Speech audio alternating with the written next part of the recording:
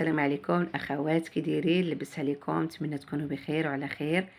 نصوب معكم مسمان ديال الفران، مسمان معمر كيجي لذيذ كيسطاح، تجربوه كيجي زوين بزاف.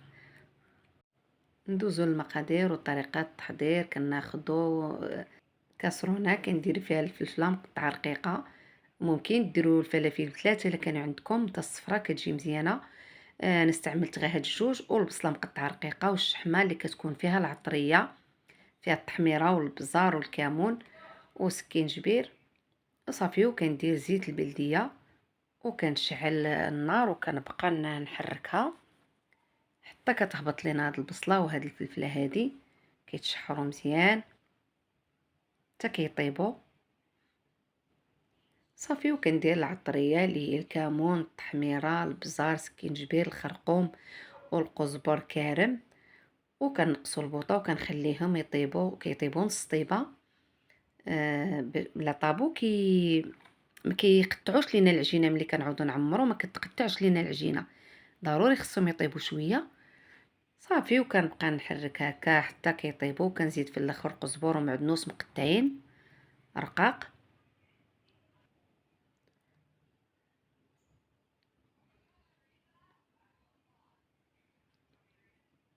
وكنطفي البوطه وكنخليها حتى كتبرد. وكندوز نحضر العجينه. فيها 3 الكيسان ديال الدقيق الابيض، وجوج الكيسان ديال الدقيق الفينو، وصاشي ديال الخميره ديال الحلوى، وشويه الملح،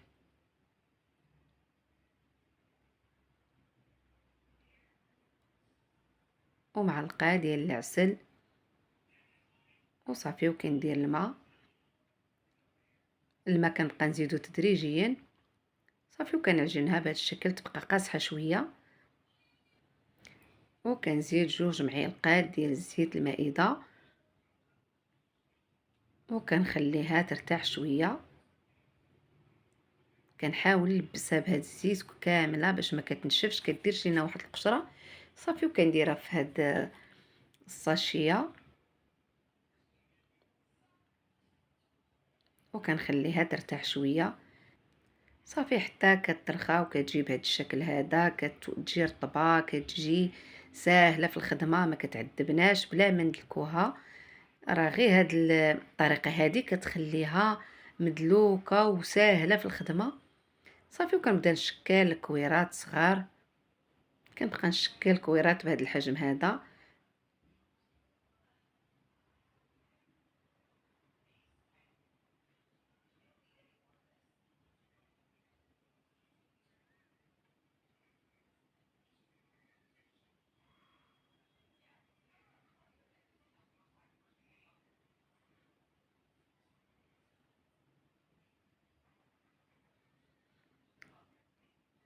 صافي حتى كملت الكميه اللي عندي. ممكن الا بغيتو مسمنات كبار ديروا الكويرات كبار من هذا الشكل هذا، ممكن مسمنه يجيو فيها غير 4 الكويرات صافي. وكنغطيها بهذا البلاستيك الغذائي وكنخليها ترتاح حتى كتولي بهذا الشكل. وكندوز كنطلقها،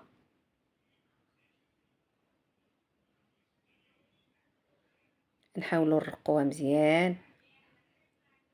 كنبقى نطلقها غير بيديا بحال هكا. راه ساهله، كتجي ساهله في الخدمه، ما كتعذبناش.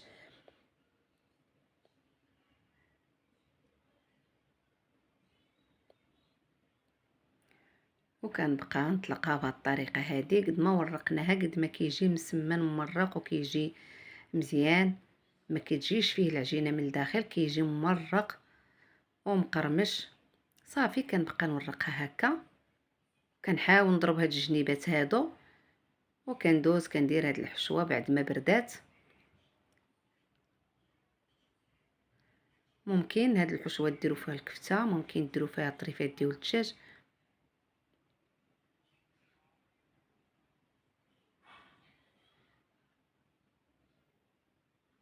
وكندير المسمنات الثانيه كنعمرها، كنبقى ندير وحده في وحده. انا استعملت 3، ممكن ديروا حتى كثر. الا بغيت ديروا غير 2 مسمنات تقدروا ديروهم كبار صافي. هذه المسمنه الثالثه ضروري نديروا شويه الزيت لداخل باش كتجي مفكوكه. وكنحطها ترتاح وكندوز نصوب الاخرى.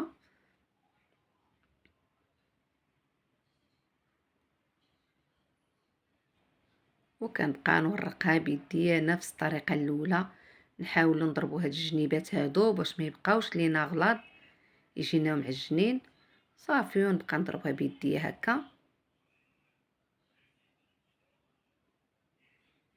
وندير شويه الزيت في يدي باش كتجي مفكوكه من الوسط، ما كتجيش ناشفه.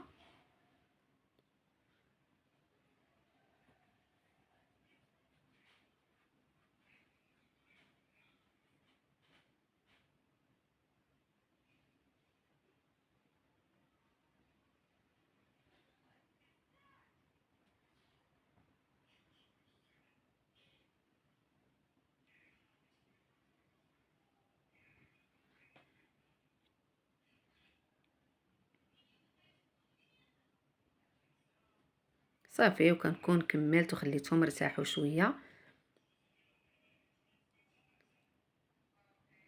حتى كيترخاو كيوليو ساهلين باش يطلقوا. وكندوز كنجيب اللاطه كندهنها بشويه الزيت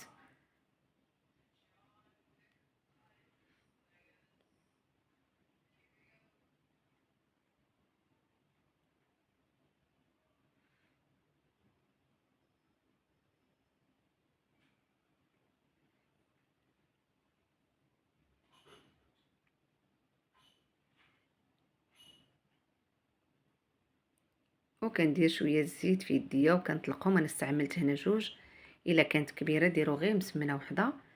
صافي بهذا الشكل هكا وكنهبطها بيديا، ما كنحاولش نرققها، كنرقق غير الجنيبات باش ما كيجيوش غلاظ.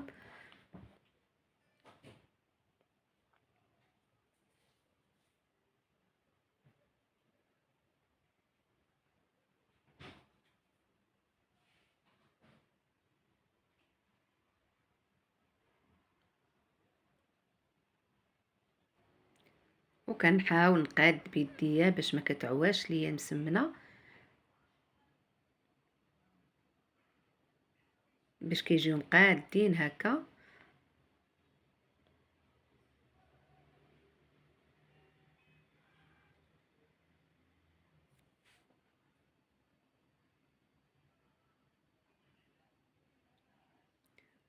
وكناخذ داك الزويته اللي تصفات من الحشوه كنديرها في الشيته وكندهن ليها الوجه باش كيجيو مقرمشين وكيجي فيها اللون مزيان. صافي وكنكمل وكندخلهم للفرن كيطيبوا كيجيو بهذا الشكل هذا، كيجيو مقرمشين، كيطيبوا من الفوق ومن التحت كيجيو لذاذ. صدقوني جربوهم راه كيجيو رائعين. وبالصحه والراحه وشكرا على المشاهده.